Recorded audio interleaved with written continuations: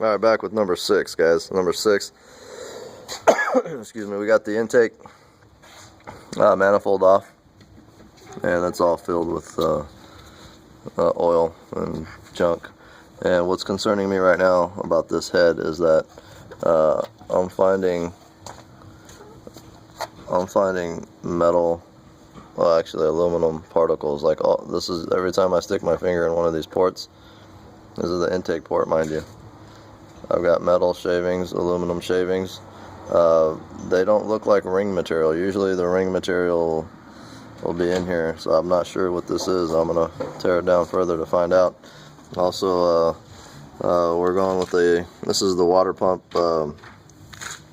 assembly. This has like a housing. Water pump sits out on the front and out on the front here, and then the housing basically sits right behind it. So taking off the water pump housing, this is what I've got. I mean, this is just like nasty, gooey, like jelly, oily, nasty grease. This is what I've been getting throughout this whole motor. So you know, I'm kind of glad we're doing a new block, but this head is definitely not looking like it's salvageable, you know, to me. I wouldn't, you know, personally, I mean, if somebody would probably do this job, they'd be like, oh yeah, we'll just take it to the machine shop, have the valve job done, and maybe put a couple new valves in it. But you know, this drivetrain's got 100,000 miles on it, and it's hard miles. Me personally, I would just put a new head on it, have a fresh head, a fresh block. We're putting a new water pump. We're going, you know, the timing components look good. We're putting all new gaskets up top. What else are we doing?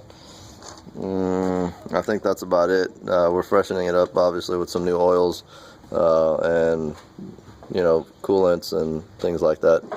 It's already got new plugs in it. We put iridiums in it last time we worked on it. That was only about 3 months ago. And we're gonna just keep mashing with this. I'll have the head taken off here probably in about another 30 minutes or so and go over that with you. And like I said, if you have any specific questions that you'd like to ask, this is the internals of the engine, and so I'm just kind of shooting everything that I can get here. If you have any questions about anything in specific, be specific with your questions. Don't tell me, well, how do I take that one nut off that is like way back behind the thing, you know?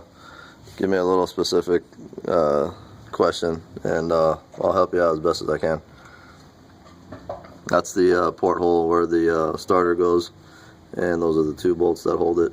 That's how we basically wedged a pry bar. I wedged the pry bar right in through here, and that's how we were able to get the front harmonic balancer bolt off, because those are tough bolts.